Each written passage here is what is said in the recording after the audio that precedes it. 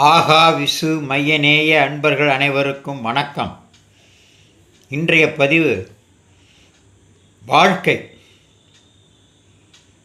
வாழ்க்கை எப்படி இருக்க வேண்டும்?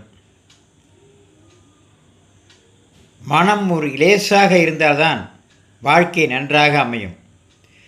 ஒரு குளத்தில் அல்லது ஆற்றில் கல்லை போட்டால் அந்த கல் அப்படியே தான் இருக்கும்.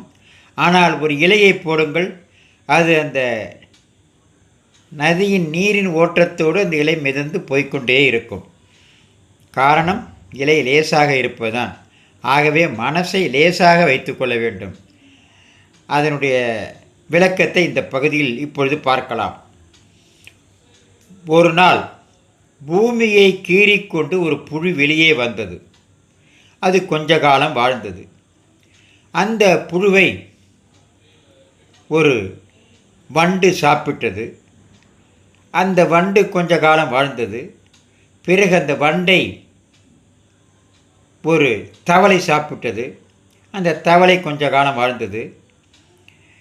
அந்த தவளையை ஒரு மழை காலத்தில் ஒரு பாம்பு விழுங்கி சாப்பிட்டது.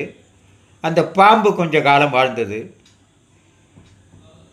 ஒரு நாள் அந்த பாம்பு ஒரு கருடனின் கண்களில் பட்டவுடன் அந்த கருடன், கழுகு, அந்த பாம்பை தூக்கி சென்று சாப்பிட்டது.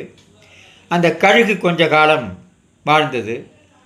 ஒரு நாள் அந்த கழுகு மரத்தில் உட்கார்ந்து இருக்கிற பொழுது ஒரு வேடன் தன்னுடைய அம்பால் குறிபார்த்து அந்த கழுகை கொன்றுவிட்டான். இறந்த கழுகை வீட்டிற்கு எடுத்து சென்று மனைவிடம் கொடுத்து, இன்று கழுகு 65 சமைத்து விடு என்று சொன்னான். அந்த உணவை அந்த வேடன் சாப்பிட்டான். அந்த வேடனும் கொஞ்ச காலம் வாழ்ந்தான். பிறகு வயது மூப்பின் காரணமாக அவனும் இறந்து விட்டான். இறந்த அவனை உற்றார் உறவினர்களெல்லாம் துக்கத்தோடு பூமியில் புதைத்தார்கள். கொஞ்ச காலம் கழித்து அந்த வேடனின் உடல் பூமியில் மக்கிய பிறகு மீண்டும் அந்த பூமியை கீறிக்கொண்டு ஒரு புழு வெளியே வந்தது. ஆக புழுவில் ஆரம்பித்து மீண்டும் புழுவாகவே வருகிறது. இதுதான் வாழ்க்கை. ஆகவே வாழ்க்கையை லேசாக எடுத்துக்கொண்டால் நலமாக இருக்கும். இன்று இருக்கிறோம் என்று நினைத்து விட்டால் நாளை நாம் இருப்போமா என்று தெரியாது. இருக்கும் வரை வாழ்க்கையை லேசாக எடுத்து எல்லோரிடம் அன்பாக பழகுவோம். இதுதான்